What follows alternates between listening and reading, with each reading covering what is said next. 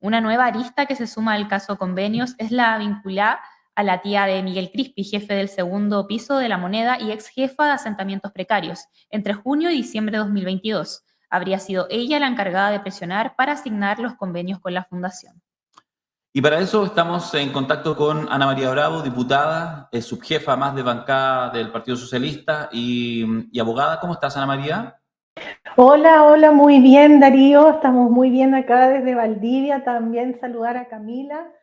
Hola, Bueno, diputada. una agenda muy intensa que hemos tenido desde el territorio, ya que hemos contado durante 3 días con la visita del presidente Gabriel Boric, en que también él fue opinando respecto de distintos temas contingentes. Justamente, sí, ha estado el presidente Gabriel Boric en el sur. ¿Ha habido algún anuncio así, local que afecte, que sea relevante para el sur? ¿Así algo que nos puedas comentar? Sí, mira, uno de los temas que él vino a ver acá son temas de salud y de seguridad. Y es por eso que en la comuna de Los Lagos, él vino a poner la primera piedra del Hospital de Los Lagos. Un hospital muy, muy esperado por la comunidad, y también vino a entregar mayores vehículos policiales y también a realizar una última inspección en la futura tenencia de carreteras que está ubicada en la comuna de Mafi, que ya él vino a ver las instalaciones, vino a verificar todo el tema de entrega de vehículos policiales para la región de Los Ríos. Así que, bueno, estábamos muy contentos por la visita del presidente Gabriel Boric, los importantes anuncios que realizó para la región en materia, sobre todo de seguridad. Y bueno, tenemos que seguir trabajando intensamente para darle tranquilidad a nuestras vecinas y vecinos de la región de Los Ríos, y también a través de la legislación ir dando más tranquilidad y certezas y herramientas para los jueces. Y por eso que el día de ayer también acá en la comuna de Valdivia, el presidente de la República promulgó finalmente la ley que establece nuevos criterios para que los jueces decreten las prisiones preventivas. Así que eso también es un importante mecanismo legal con el que van a contar los tribunales de justicia, los jueces de garantía, para que aquellos delincuentes que están portando armas mientras cometen estos hechos, estos delitos, armas blancas, armas de fuego, o también que pertenezcan a una organización criminal, o que también hayan reiteradamente cometido delitos, tengan decretada una prisión preventiva. Ana María, te llevo ahora al punto que tiramos en la noticia. Me imagino que como subjefa de bancada, me imagino en las reuniones habituales que ustedes tienen el día a día, en la Cámara, almuerzos, café, etcétera, para hablar tal cosa, me imagino que el nombre del ministro Carlos Montes surge habitualmente. ¿Cómo ha sido? ¿Cómo lo has visto? ¿Cómo lo percibes? Porque es indudable, no digo nada muy loco, si digo que efectivamente está hace meses, cada vez que hay una noticia que aparece el nombre de Carlos Montes, no es asociado alguna iniciativa del MIMBU, algún proyecto, alguna inauguración, sino única y exclusivamente al caso Convenio. ¿Cómo te parece que ha sido este proceso de desgaste, si estás de acuerdo con el concepto, que ha sufrido el ex senador y actual ministro Carlos Montes? Bueno, es un proceso realmente muy lamentable lo que está sucediendo con el ministro Carlos Montes, y transversalmente lo hemos señalado, lo ha señalado también la oposición, que el ministro Montes tiene una trayectoria política muy importante en la historia de nuestro país. O sea, yo quiero ser enfática en eso. Él ha sido un aporte a través de los distintos roles que ha ido cumpliendo como autoridad política electa, y también en este caso como una autoridad designada por el presidente de la República, un hombre que siempre se ha dedicado al servicio público, un hombre honrado, jugado por las causas que él levanta, y por supuesto él se la estaba jugando y se la está jugando por cumplir una meta ambiciosa por parte del gobierno, de cumplir una cantidad importante de viviendas para nuestro país a través de la ejecución de este programa de emergencia habitacional. Y es lamentable que a través de estas problemáticas que se han presentado respecto a la corrupción, que son gravísimas, el caso Convenio es gravísimo, y nosotros hemos sido muy enfáticos desde el Partido Socialista, bueno, y quien te habla, que estos casos de corrupción son gravísimos, y esa frase cliché de caiga quien caiga debe ser así, y debe aplicarse el máximo rigor de la ley. Y no debemos olvidar que fue el ministro Montes que puso todos los antecedentes a manos de la Fiscalía para que se iniciaran los procesos correspondientes. Y ahora se señalan, han aparecido distintas aristas. Lógicamente que, por ejemplo, podría haber habido un allanamiento. Es lógico, estamos dentro de un proceso de investigación de hechos delictivos. Y que para investigar obviamente se deben llevar a cabo una serie de diligencias. Entonces, el ministro Montes, desde el día que puso y llevó su carpeta todos los antecedentes y puso toda la disposición también para que se aclaren estos hechos, obviamente que se asume todo lo que se venía después, porque esta es de toda lógica dentro de un procedimiento penal. Ana María, pero de acuerdo, yo creo que lo que tú señalas es probablemente, a propósito, por ejemplo, de la evaluación, nadie ha planteado, uno no escucha que alguien pueda plantear temas de falta de honestidad o cualquier cosa asociada al ministro Carlos Montes, etcétera.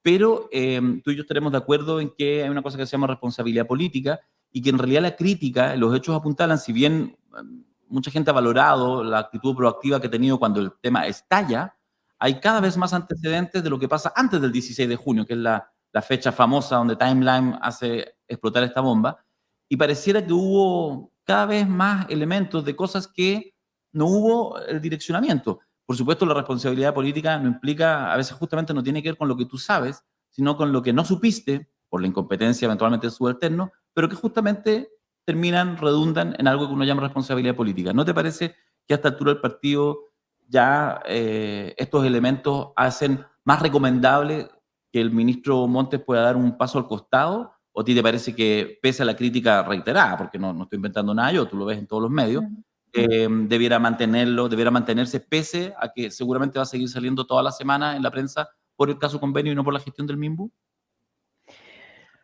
Bueno, yo considero que él no tiene por qué dar un paso al costado. Además, quien decide si un ministro sigue o no, si una autoridad nombrada por el presidente de la República sigue o no, es el mismo presidente de la República quien lo determina. Nosotros consideramos que es lamentable lo que ha sucedido con el ministro Montes, especialmente porque ha habido, y tal como lo ha señalado el senador Insulza, y lo han señalado también los parlamentarios del Partido Socialista, incluso mis colegas de acá de la región, que realmente esto ha sido un acto de traición por parte de un grupo de personas inescrupulosas que no les importó llegar hasta las últimas consecuencias para lograr un objetivo que es el enriquecerse no sabemos por qué razones, algunos dicen por financiamiento de la política o para incrementar su patrimonio personal. Bueno, eso no importa en este caso, sino que cómo utilizaron la buena fe del ministro Carlos Montes, las confianzas que el ministro Montes depositó en sus equipos para enfrentar el trabajo que se debe realizar por parte del mismo. Entonces, acá también hay un tema de fe pública, hay un tema de confianza que siempre deben existir. O sea, acá este ministerio es un ministerio pero enorme, es un ministerio muy grande, que cada autoridad también que viene por debajo del ministro tiene sus roles. Ahí está también el tema con la subsecretaria de Vivienda, que finalmente claramente dio un paso al costado, renunció, porque también la responsabilidad respecto de estos temas recae en los subsecretarios.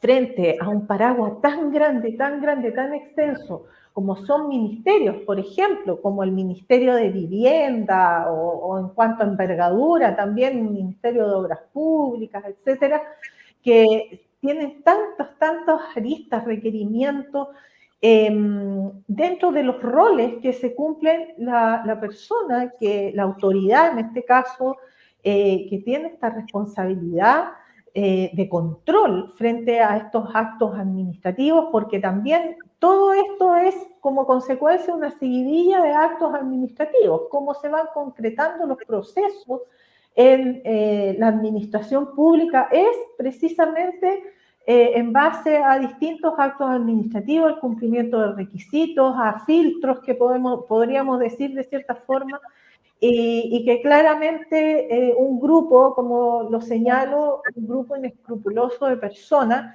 que no les importó nada y abusar de una confianza nos llevó a la situación en que nos encontramos actualmente.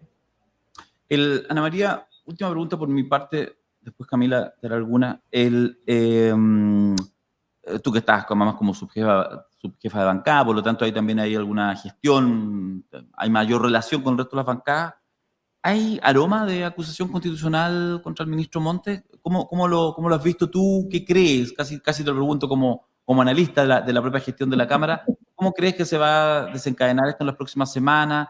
¿Se animarán a una acusación constitucional? ¿Crees que hay fuerza? ¿Crees que no hay agua en la piscina? ¿Cómo lo ves? Mira, hay ciertos sectores obviamente que son como más extremos de la oposición que se mantienen en una postura firme, pero también hay sectores de la oposición que realmente reconocen el trabajo y el aporte que ha realizado el ministro Montes por su forma de ser, también por su entrega y compromiso, tal como te lo señalé al principio de la conversación. Entonces, yo por lo menos no visualizaría con la liviandad que lo ven algunos parlamentarios o dentro del ámbito de la política una posible acusación constitucional. Yo lo visualizo así y espero que se mantenga de esa forma y que no lleguemos a instancias como estas, porque tal como lo señaló el mismo ministro Montes, las acusaciones constitucionales ahora son una práctica lamentablemente instaurada para debilitar al gobierno, para que una oposición debilite un gobierno. Y esto lo digo con responsabilidad porque esto es una práctica que lamentablemente se ha realizado de forma transversal. Pero esto no significa el revanchismo y no significa que porque unos lo hicieron, los otros lo van a tener que hacer. Yo creo que estamos en una etapa de la historia en nuestro país, en una etapa que estamos viviendo que necesitamos trabajar en unidad, en todo aspecto. Por ejemplo, en estos casos de la lucha contra la corrupción, aquí no hay nadie puede levantar la primera piedra, Darío, porque todos tienen sus yayitas, por decirlo de cierta forma. La derecha también, tú mismo estabas comentando ahí con Camila las situaciones que están ocurriendo también en los municipios. ¿Qué pasa con alcaldes que además renombrados, como por ejemplo el alcalde de Torrealba, la exalcaldesa de Maipú?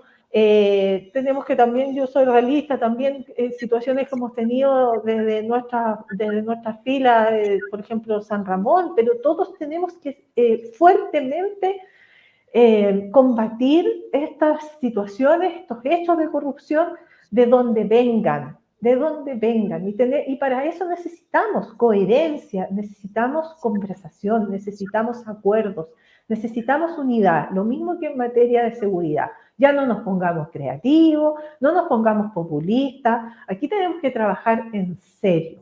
La situación en nuestro país es muy preocupante, es muy preocupante porque están ocurriendo hechos, pero ya terribles, como por ejemplo la muerte de este niño en la comuna de Padre Hurtado, la situación de esta persona que se encontró desmembrada ahí en la región de Coquimbo. Entonces, para eso, para combatir la lucha contra la delincuencia, el narcotráfico, la corrupción, etcétera, nos deben ver, la ciudadanía lo que espera de nosotros es vernos unidos, trabajando en conjunto, y no estarnos dando críticas y golpes de un lado al otro. Camila.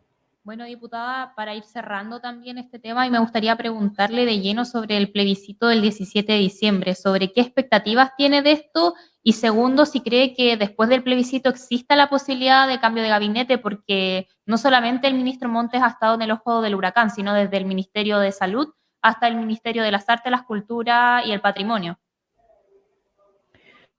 Bueno, a ver, ¿qué espero del plebiscito del día 17 de diciembre? Espero que, tal como todos lo sabemos, que nosotros somos un partido y yo formo parte de un partido que está por el en contra de esta nueva propuesta, una propuesta que tiene muchos títulos bonitos, pero que tiene muchas letras chicas, situaciones que nos preocupan enormemente, como por ejemplo el tema de los derechos sexuales y reproductivos de las mujeres, la ley del aborto que se dice, hubo unas firmas de mujeres que están a favor de, o sea, que están por el a favor de la propuesta constitucional, que señalan, no, esta ley no se va a tocar, etcétera, pero hay hechos de la causa que nos dicen lo contrario. Ahí está el Partido Republicano que señala, no, nosotros teniendo mayoría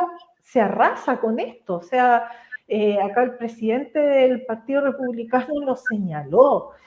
Acá hay herramientas legales a las cuales se puede recurrir para ir por un recurso de inconstitucionalidad, ante el Tribunal Constitucional. La institucionalidad del Tribunal Constitucional se mantendría igual.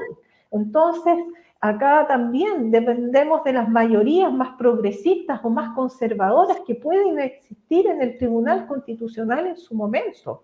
Entonces, claro, las mujeres que firman esta carta y que señalan, no, aquí no va a pasar nada, ellas no pueden dar garantía de esto.